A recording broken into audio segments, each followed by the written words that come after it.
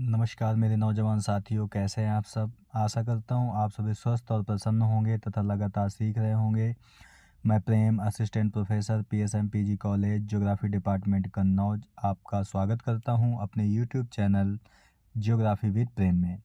दोस्तों, नई शिक्षा नीति 2020 के अंतर्गत जो आपका बीए फर्स्ट सेमेस्टर में को करिकुलर सब्जेक्ट है, उसका एमसीक्यू हम चला रहे हैं, जिसके अंतर्गत अभी तक हमने 5 पार्ट बनाए हुए हैं, यानी 75 क्वेश्चन अभी तक हमने कवर किए हैं। ठीक है, तो चलिए शुरू करते हैं आज का लेक्चर, और आज कोशिश करेंगे कि हम 100 क्वेश्चनों तक चर्चा करें। ठीक है, तो आपका दोस्तों 76 नंबर का जो प्रश्न है उसमें पूछा है कि किस विटामिन की कमी से भ्रूण की गर्भावस्था में मृत्यु हो जाती है। The lack of this vitamin can cause fetus death in pregnancy. Fetus means होता है भ्रूण, यानी कहने का मतलब है कि अगर एक बच्चा जब पेट में होता है तो किस विटामिन की कमी के कारण उसकी मृत्यु हो जाती है। तो हमने आपको बताया था दोस्तों, जो सेक्सुअल संबंधी जितनी भी समस्याएं हैं, ठीक है, वो किस विटामिन की कमी से होती हैं, तो वो होती हैं दोस्तों विटामिन ई की कमी से। ठीक है, तो यानी जनन क्षमता संबंधी जितनी भी बीमारियां हैं आपकी, वो विटामिन ई की कमी से होती हैं। ठीक है, विटामिन ई का दोस्तों जो साइंटिफिक नेम है वो है आपका टेकोफिराल। टेकोफिराल, ठीक है। इसके अलावा जो अन्न है, सी की कमी से आपको पता है स्कर्वी रोग होता है। विटामिन के की कमी से रक्त का थक्का नहीं जमता है। ठीक है, और विटामिन बी की कमी से आपका बेरी बेरी रोग होता है। ठीक है, तो ये आपको ऐसे ही दोस्तों कोई भी क्वेश्चन आता है तो उसका ऐसे ही एक्सप्लेनेशन आपको करते हुए चलना है। अगला क्वेश्चन है कि जल में घुलनशील विटामिन कौन कौन से हैं। ठीक है, यानी वाटर सोल्यूबल विटामिन इज। तो दोस्तों जो जल में घुलनशील है, विटामिन सी भी है और विटामिन बी भी है, तो इसका जो सही आंसर होगा वो सी नंबर होगा। ठीक है, आपको इसमें याद रखना है दोस्तों, एक जल में घुलनशील और दूसरा वसा में घुलनशील। तो जल में घुलनशील विटामिन तो आपने देख लिया, सी और बी है। तो वसा में जो घुलनशील विटामिन है वो कितने हैं, वो दोस्तों 4 हैं।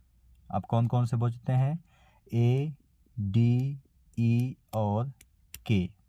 ठीक है, तो वसा में घुलनशील विटामिन ए, डी, ई के हैं, और जल में घुलनशील आपका बी और सी है। तो ये भी आपको याद रखना है। ठीक है, इसके बाद अगला प्रश्न है कि स्टार्च अधिकतम पाया जाता है, यानी जो स्टार्च होती है या ऊर्जा होती है वो सबसे ज़्यादा किस में पाया जाता है। तो इसका जो दोस्तों सही आंसर है वो आपका है चावल। चावल में सबसे अधिक स्टार्च होता है। ठीक है, इसके अलावा और किस में स्टार्च होता है, तो जैसे आपका आलू है, आलू, गेहूँ, मक्का और कसावा। ये 5 ऐसे खाद्य पदार्थ हैं जिनमें सबसे अधिक मात्रा में स्टार्च पाया जाता है। तो इसका जो सही आंसर है वो आपका बी नंबर है, चावल। यानी चावल, आलू, गेहूं, मक्का और कसावा में स्टार्च अधिकतम पाया जाता है। इसके बाद अगला क्वेश्चन है दोस्तों कि जो आपका अतिसार है, अतिसार का कारण नहीं है। अतिसार को हम डायरिया कहते हैं। ठीक है, डायरिया। तो डायरिया या दस्त लगना या अतिसार होना ये एक ही चीज़ है। तो डायरिया का प्रमुख कारण कौन सा नहीं है। ठीक है, नहीं वाले प्रश्नों में आपको विशेष रूप से ध्यान देना होता है। ठीक है, नहीं शब्द जिस क्वेश्चन में आ जाए उसे आपको हाईलाइट कर लेना चाहिए कि नहीं पूछा जा रहा है। तो रासायनिक पदार्थ भी डायरिया का प्रमुख कारण होते हैं, संक्रमण से भी होता है, और आपका विषाणुओं से, विषाक्त जीवाणु यानी टॉक्सिक बैक्टीरिया से भी होता है। तो किससे नहीं होता, तो जल जीवों से नहीं होता है। तो ये आपको याद रखना है कि वाटर ऑर्गेनिज्म से आपका डायरिया नहीं होता है। ठीक है, तो किन कारणों से होता है, रासायनिक पदार्थ, संक्रमण और विषाक्त जीवाणुओं से होता है। अगला क्वेश्चन है कि मोटे व्यक्ति को आहार में नहीं लेना चाहिए, यानी एक व्यक्ति अगर मोटा है तो उसे क्या नहीं लेना चाहिए, तो उसे वसा नहीं लेनी चाहिए, क्योंकि वसा या एक खुद फैट है, ठीक है। और अगर वसा का इस्तेमाल ज़्यादा किया जाएगा तो मोटापा व्यक्ति का और बढ़ता ही चला जाएगा, ठीक है। तो ये भी आपको याद रखना है। प्रोटीन के बारे में बात करें तो खोज इसकी जे मूलर ने की थी, जबकि नामकरण इसका बर्जेलियस महोदय ने किया था, ठीक है। और विटामिन की बात करें तो विटामिन की खोज फंक महोदय ने की थी, ठीक है। और विटामिन फंक महोदय ने खोज की थी। और विटामिन और खनिज लवण ये शरीर की सुरक्षा प्रदान करते हैं। क्या प्रदान करते हैं? सुरक्षा, ठीक है। तो ये भी आपको याद रखना है। इसके बाद है कि निम्नलिखित में से कौन सा साइनोकोबालमिन है, ठीक है। Which of the following is cyanocobalamin है, तो इसका जो दोस्तों सही आंसर है वो आपका है B12। B12 एक साइनोकोबालिन है, ठीक है। इसके अलावा एक और क्वेश्चन इसी से बनता है कि कोबाल्ट किस में पाया जाता है, तो कोबाल्ट आपका B12 में ही पाया जाता है। तो ये भी आपको याद रखना है, ठीक है। विटामिन सी का आपको पता है स्कारबिड एसिड इसका वैज्ञानिक नाम है और स्कर्वी रोग होता है इसकी कमी से, ठीक है। प्रोटीन के बारे में अभी आपको बताया ही। बढ़ते हैं हम अगले क्वेश्चन की तरफ। अगला क्वेश्चन है कि संपूर्ण आहार है यानी कंप्लीट फूड। यहाँ पे दोस्तों संपूर्ण आहार का मतलब है कि उसमें प्रोटीन भी हो, उसमें विटामिन्स भी हो, ठीक है। प्रोटीन और विटामिन्स होते हैं तो वो आपका संपूर्ण आहार होता है। तो संपूर्ण आहार कौन सा है, तो आपका दूध आपका संपूर्ण आहार होता है, ठीक है। इसीलिए प्रत्येक व्यक्ति को दूध का सेवन हमेशा करते रहना चाहिए, ठीक है, क्योंकि इसमें हमें प्रोटीन भी मिलते हैं और विटामिन्स की प्राप्ति भी होती है। इसके अलावा और बात करें तो जो दोस्तों दालें हैं, दालों से आपका प्रोटीन प्राप्त होता है, ठीक है। जो फल होते हैं आपका, इससे विटामिन प्राप्त होता है। जो सब्जियां होती हैं आपकी, इससे आपका इसमें सेल्यूलोज पाया जाता है, ठीक है। तो ये भी आपको याद रखना है। इसके अलावा और बात करें, हमने आपको बताया था कि जो हमारे खाद्य पदार्थ हैं उनको कितने समूहों में बांटा गया है, यानी खाद्य समूह कितने हैं, तो वो आपके 5 हैं। कौन कौन से? पहला तो आपका अनाज है, दूसरा आपका फल है, फिर इसके बाद है सब्जियां, ठीक है। इसके बाद है आपका मांस और इसके बाद है आपका दूध, ठीक है। तो दूध आपका संपूर्ण आहार होता है और खाद्य समूह आपके 5 होते हैं। बढ़ते हैं अगले क्वेश्चन की तरफ।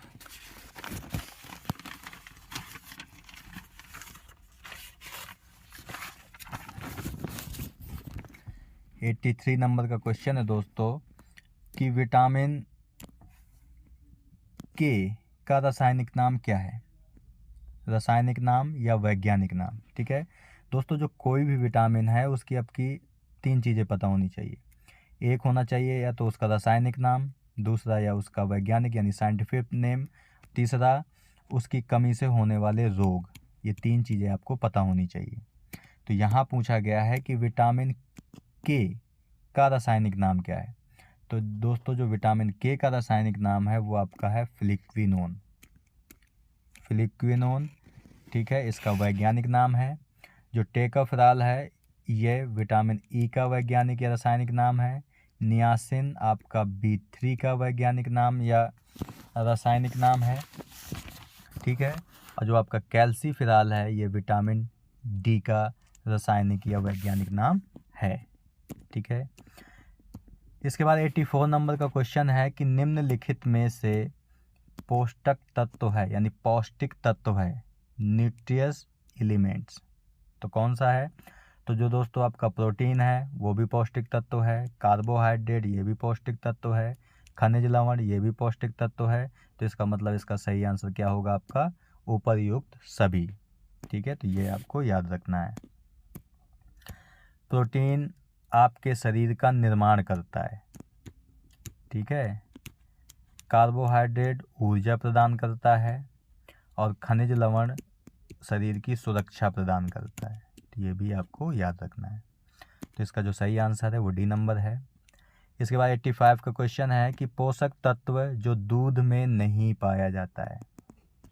जैसा अभी वो क्वेश्चन हुआ कि दूध एक संपूर्ण आहार होता है, लेकिन ऐसा कौन सा पोषक तत्व है जो दूध में नहीं पाया जाता। तो प्रोटीन तो पाया जाता है, विटामिन ए भी पाया जाता है, कैल्शियम भी पाया जाता है, लेकिन विटामिन सी आपका दूध में नहीं पाया जाता।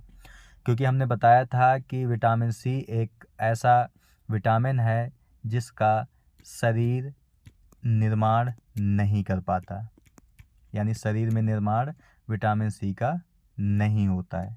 ठीक है, तो इसका जो सही आंसर है विटामिन सी है।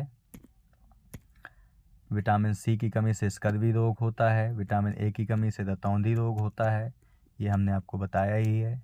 ठीक है, आपकी जो हड्डियां होती हैं वो कैल्शियम और फास्फोरस की बनी होती हैं, तो ये भी आपको याद रखना है। तो इसका जो सही आंसर है विटामिन सी है। 86 का क्वेश्चन है कि कौन सा विटामिन शरीर में भंडारित नहीं होता है। दोस्तों अभी हमने बताया कि जो विटामिन सी है आपका वह ना तो शरीर में भंडारित होता है, ना शरीर उसका निर्माण करता है। विटामिन सी आपका खट्टे फलों से प्राप्त होता है। जो खट्टे फल हैं आपके, जैसे नींबू, संतरा, अमरूद, ठीक है, मौसमी, इनसे प्राप्त होता है आपका विटामिन सी। तो इसका जो सही आंसर है वो ए नंबर है। ठीक है, विटामिन डी की कमी से रिकेट्स होता है। ठीक है, इसका वैज्ञानिक नाम कैल्सीफेरॉल है। विटामिन ई इसका टेकाफेरॉल है, ये आपकी सेक्सुअल संबंधी समस्याओं के लिए जिम्मेदार है। विटामिन ए इसका वैज्ञानिक नाम रेटिनॉल है। ठीक है, और इसकी कमी से रतौंधी रोग हो जाता है। तो ये भी आपको याद रखना है। इसके बाद 87 नंबर का क्वेश्चन है कि कार्बोहाइड्रेट का प्रमुख कार्य क्या है। हमने दोस्तों अभी बताया था आपको कि कार्बोहाइड्रेट और वसा से आपको क्या प्राप्त होती है, ऊर्जा प्राप्त होती है। ऊर्जा या शक्ति भी इसे कहते हैं। तो अब आप देख सकते हैं इसका सही आंसर क्या होगा। शरीर में ऊर्जा और शक्ति पैदा करना कार्बोहाइड्रेट का प्रमुख कार्य है। ठीक है, शरीर की रोग निरोग शक्ति प्रदान करना ये विटामिन का प्रमुख कार्य है।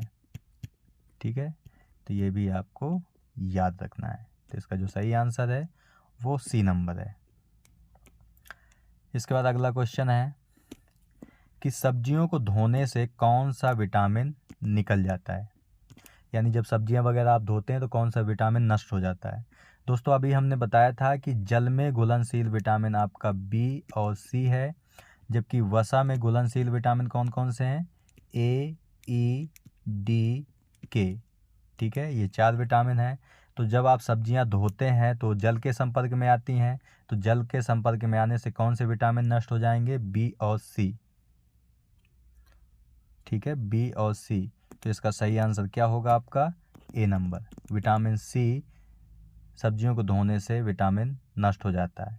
ठीक है, बी भी इसका सही हो सकता था अगर बी ऑप्शन होता, लेकिन सी दिया है तो विटामिन सी सब्जियों को धोने से नष्ट हो जाता है। ठीक है, डी और ई के ये वसा में नष्ट हो जाते हैं या घुल जाते हैं। ठीक है, तो ये भी आपको याद रखना है।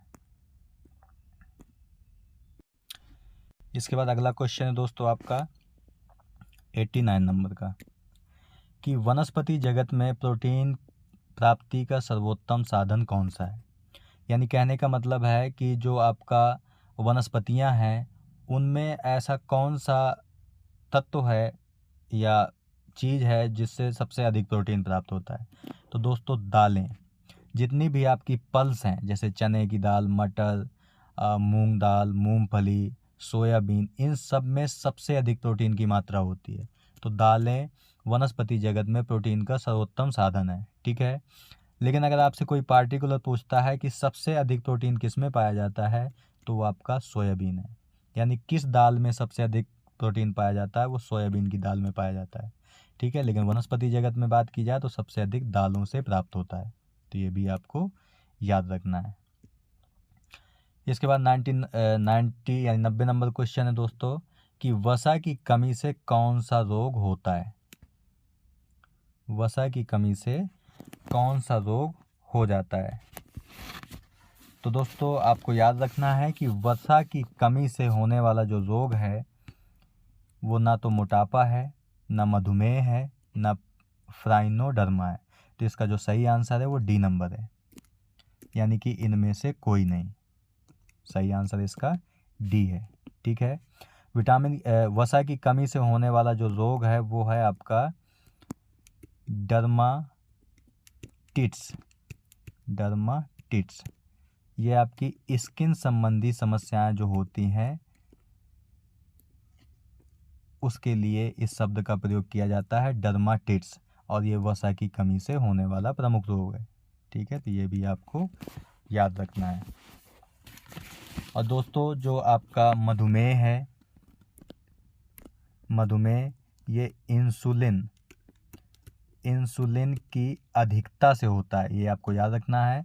इंसुलिन की कमी से नहीं होता है ये जब इंसुलिन हमारे शरीर में प्लस होने लगता है तब मधुमेह रोग हो जाता है, जिसे हम इंग्लिश में डायबिटीज कहते हैं। ठीक है, या आप इसे शुगर भी कह सकते हो। इसके अलावा जो दोस्तों फ्राइनोडर्मा है ये विटामिन ए की कमी से होता है, विटामिन ए की कमी से होता है। तो ये भी आपको याद रखना है कि विटामिन ए की कमी से रतौंधी भी होता है और फ्राइनोडर्मा भी होता है। ठीक है। अगला क्वेश्चन है कि मोटे व्यक्तियों को अपने शारीरिक मोटे व्यक्तियों को अपना शारीरिक भार कम करने के लिए कितनी कैलोरी भोजन में कम लेना चाहिए? यानी जो व्यक्ति मोटा है पहले से, वह कितनी कैलोरी से कम उसे ग्रहण करना चाहिए? तो इसका जो सही आंसर है वो 3000 है, यानी 3000 कैलोरी से मोटे व्यक्ति को कम लेना चाहिए। ठीक है। अगला क्वेश्चन है दोस्तों 92 नंबर का कि ऊर्जा संग्रह का सर्वोत्तम स्रोत है, यानी what is the best way to store energy. ठीक है। तो दोस्तों अभी आपको बताया था कि जो आपकी वसा है और कार्बोहाइड्रेट्स है, ये हमें क्या प्रदान करते हैं? ऊर्जा प्रदान करते हैं। तो ये प्रदान तो तभी करेंगे ना जब इनके पास भंडारण होगा। ठीक है। तो वसा और कार्बोहाइड्रेट्स ऊर्जा संग्रह का सर्वोत्तम स्रोत माना जाता है। तो इसका जो सही आंसर है वो आपका है बी नंबर। ठीक है। ग्लूकोज आपका अंगूर के फल में पाया जाता है सबसे अधिक ग्लूकोज। ठीक है। दूध में आपको पता है कौन सा पाया जाता है? तो वो आपका होता है लैक्टोज। ठीक है। और जो आपका शहद है, गन्ना है, इनमें आपका पाया जाता है फ्रक्टोज। तो ये भी आपको याद रखना है। और प्रोटीन के बारे में भी आपको बताया कि प्रोटीन सबसे अधिक दालों में प्राप्त होता है, और दालों में भी अगर पार्टिकुलर किसी दाल की बात की जाए तो वो सोयाबीन है। सोयाबीन में सबसे अधिक प्रोटीन होता है।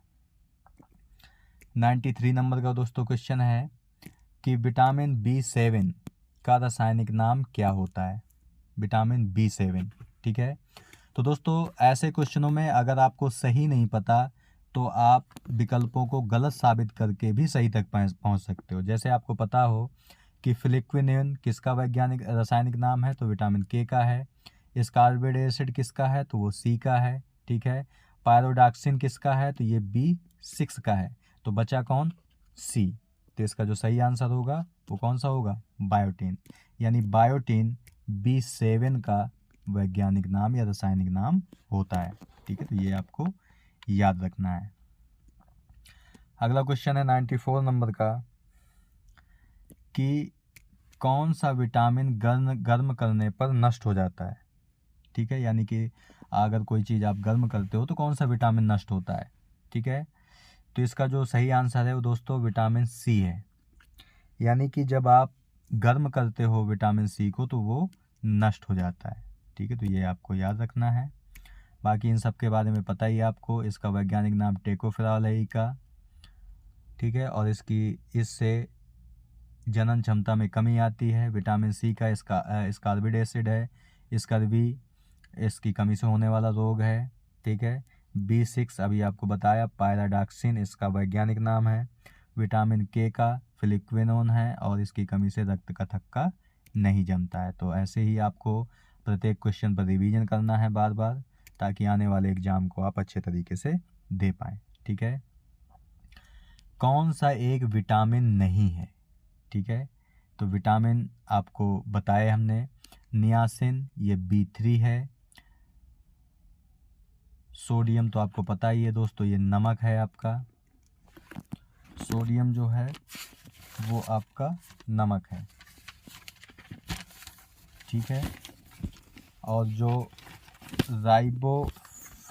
राइबोफ्लेविन है ये दोस्तों आपका है B2। राइबोफ्लेविन B2 है। नियासिन आपको बताया ही B3 है। सोडियम तो आपका नमक है यानी NaCl। और थायमिन जो है आपका दोस्तों, थायमिन ये आपका B1 है। ठीक है, इसे B1 भी कह सकते हो या B भी कह सकते हो। तो ऐसे आपको याद रखना है। इसके बाद 96 नंबर का क्वेश्चन है दोस्तों कि कितने तापक्रम पर बैक्टीरिया की वृद्धि रुक जाती है? यानी जो बैक्टीरिया है आपका उसकी ग्रोथ पे स्टॉप हो जाता है, वो कौन सा कितने टेम्परेचर पर? तो इसका जो दोस्तों सही आंसर है वो है आपका ए नंबर, यानी कि 6 डिग्री सेल्सियस पर बैक्टीरिया की वृद्धि नहीं होती है, रुक जाती है। ठीक है। और विकल्पों की बात करें तो दोस्तों जो 4 डिग्री है इसमें जल का अधिकतम जो घनत्व है, जल का अधिकतम घनत्व किस डिग्री सेल्सियस पर होता है? तो 4 डिग्री सेल्सियस पर सबसे अधिक होता है। ठीक है।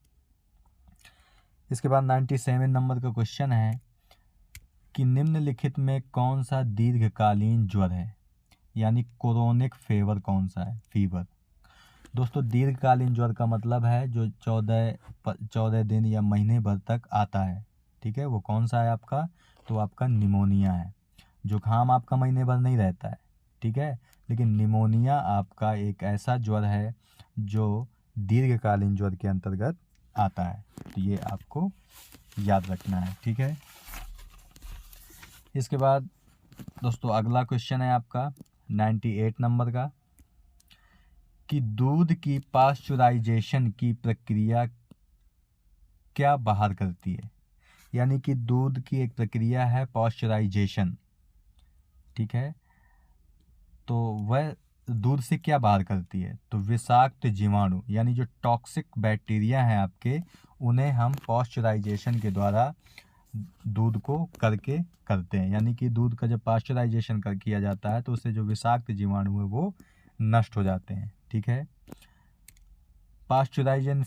पाश्चराइजेशन प्रोसेस की खोज की बात करें तो दोस्तों ये इसकी खोज लुई पाश्चर ने की थी। लुई पाश्चर ने 1862 में की थी। ठीक है, लुई पाश्चर ने 1862 में पाश्चराइजेशन प्रक्रिया की खोज की थी।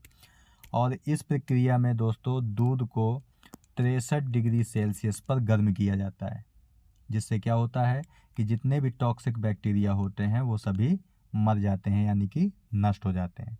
ठीक है, तो यह आपका पाश्चराइजेशन प्रक्रिया है। जब फल के रसों का पाश्चराइजेशन किया जाता है तो उसमें हम 60 डिग्री सेल्सियस पर तापमान पर गर्म करते हैं, जिससे फलों में जो विषाक्त जीवाणु है वो नष्ट हो जाते हैं। ठीक है।